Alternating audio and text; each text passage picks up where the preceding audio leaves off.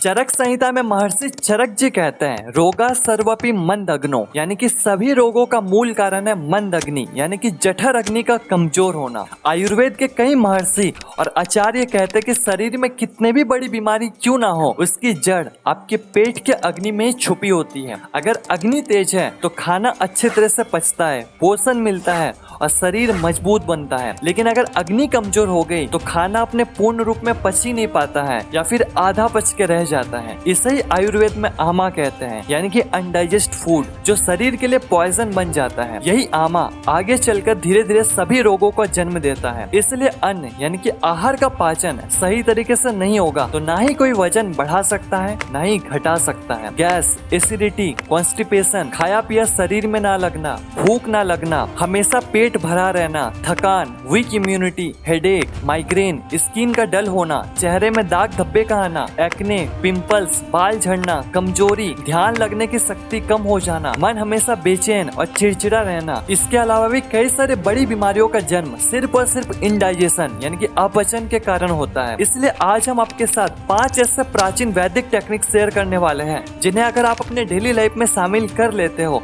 तो सिर्फ कुछ ही दिनों में आपका डाइजेशन इतना स्ट्रांग हो जाएगा कि आप खुद हैरान हो जाएंगे। और सबसे बड़ी बात, ये टेक्निक किसी भी केमिकल या दवाई पर डिपेंडेंट नहीं है। ये वही मेथड्स है जो महर्षि और आचार्य ने हजारों साल पहले अपनाए थे और आज भी 100% रेलिवेंट है।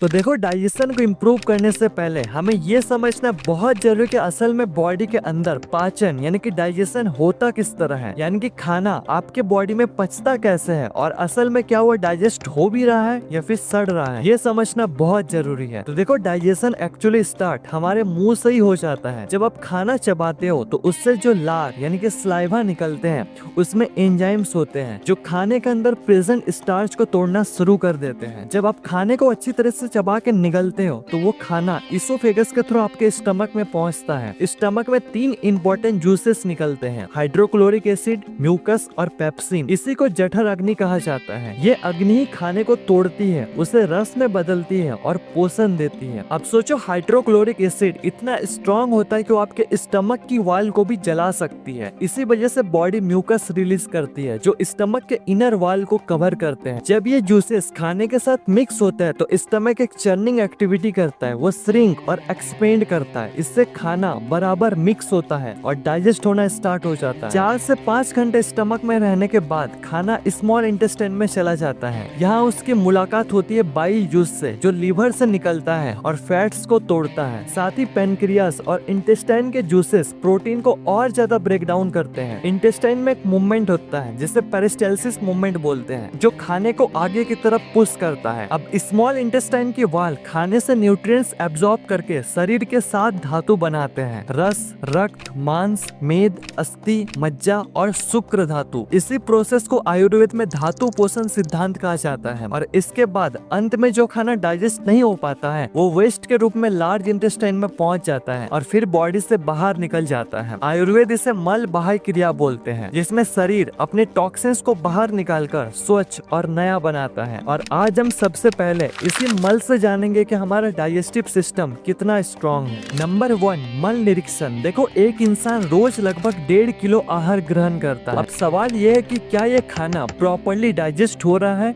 या फिर सड़ रहा है। इसका सबसे सिंपल टेस्ट अपना मल का निरीक्षण करना यानी कि अपना स्टूल टेस्ट करना। तो देखो, मेनली 7 तरह के मल यानी कि स्टूल होते हैं। टाइप 1 कुछ इस तरह दिखते हैं, छोटे छोटे गोले, बिल्कुल बकरी की पॉटी के जैसा। ये कॉन्स्टिपेशन का एक्सट्रीम लेवल होता है। टाइप 2 कुछ इस तरह दिखता है, लंबी डंडी लेकिन थोड़ा हार्ड और गुठली वाली, ये भी कॉन्स्टिपेशन ही है। टाइप 3 डंडी शेप, थोड़ा क्रैक्स के साथ, ये ऑलमोस्ट नॉर्मल है। टाइप 4 कुछ इस तरह दिखता है, स्मूथ बनाना शेप, बिल्कुल मस्त, ये परफेक्ट डाइजेशन का साइन है। टाइप 5 कुछ इस तरह दिखता है, सॉफ्ट, छोटे टुकड़े जो इजीली निकल जाए, ये थोड़ा अर्जेंसी दिखाता है। टाइप 6 बिल्कुल मसी और टूटे फूटे पीसेस की तरह, ये डायरिया की तरफ सिग्नल देता है। टाइप 7 पूरा वाटरी, बिल्कुल कंट्रोल ना हो, ये सीवियर डायरिया है जिसे डॉक्टर की जरूरत होती है। सिंपल रूल है, अगर मल यानी कि स्टूल टाइप 3 या 4 है तो डाइजेशन परफेक्ट है, वरना बॉडी सिग्नल दे रही कि लाइफस्टाइल या डाइट सुधारो। अब सवाल यह आता है कि अगर स्टूल टाइप 1, 2, 5, 6 या 7 है तो उसे ठीक कैसे करें। सॉल्यूशन सिंपल है, अपना गट को स्ट्रॉन्ग बनाओ जो कि 3 स्टेप में होंगे। Number 1, digestive enzyme. खाने को हमेशा अच्छे से चबाओ, तुरंत पानी मत पियो और रॉ फ्रूट्स और वेजिटेबल इंक्लूड करो। Number 2, probiotics. दही, छाछ, होममेड अचार से गट बैक्टीरिया बैलेंस होते हैं तो इसे अपने डाइट में जरूर ऐड करो। Number 3, fibre. फ्रूट, सब्जी, दाल, होल ग्रेन्स जरूर लो। डिनर के बाद 1 स्पून इसबगोल भी हेल्पफुल है।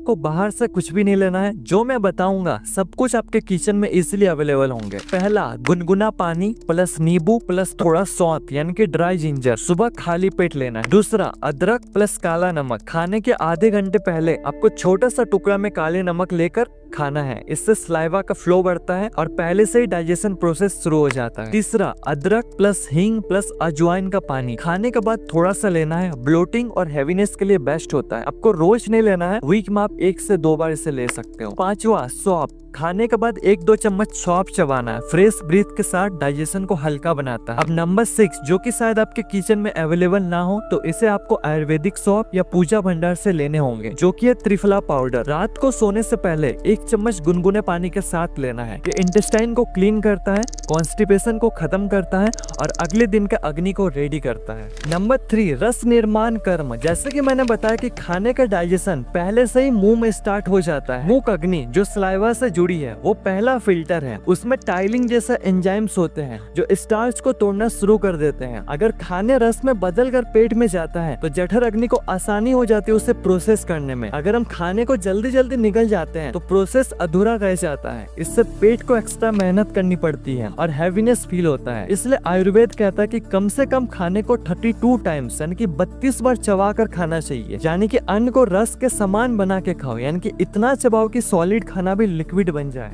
नंबर 4, आहार मर्यादा। हमारे पेट की चर्निंग एक्टिविटी तभी होती है जब उसके पास थोड़ी जगह हो। अगर हम पेट को 100% भर देते हैं तो खाना वहीं पड़ा पड़ा सड़ने लगता है। आयुर्वेद इसी खाने को आमा कहता है, जो धीरे धीरे शरीर में विष बन जाता है। इसलिए कहा जाता है कि पेट को 50% अन्न, 25% जल और 25% खाली जगह छोड़ना चाहिए। जब अंदर जगह होती है तभी पेट की अग्नि और प्रक्रिया दोनों एक्टिव रहते हैं, इसलिए पेट भरकर खाना खाना नहीं चाहिए। ये छोटी सी आदत ओबेसिटी, एसिडिटी और लेजीनेस सबको रोक सकती है। नंबर 5, मिताहार सिद्धांत। आयुर्वेद में अग्नि का कनेक्शन सूर्य से होता है। सुबह का अग्नि यानी कि डाइजेस्टिव फायर धीरे धीरे जगता है, इसलिए ब्रेकफास्ट लाइट और इजीली डाइजेस्टेबल होना चाहिए। लगभग 20 से 25% दिन भर के खाने का। ब्रेकफास्ट में आप फल, दूध से बनी चीजें, हल्का उपमा, पोहा, ओट्स, नट्स या ड्राई फ्रूट जैसे चीजों को खाओ। दिन के मध्य काल में सूर्य अपने प्रभाव में सबसे शक्तिशाली होता है, इसलिए सबसे बड़ा और हेवी मील यही होना चाहिए। लगभग 40 से 50% दिन भर के खाने का। लंच में आप रोटी, चावल, दाल, सब्जी,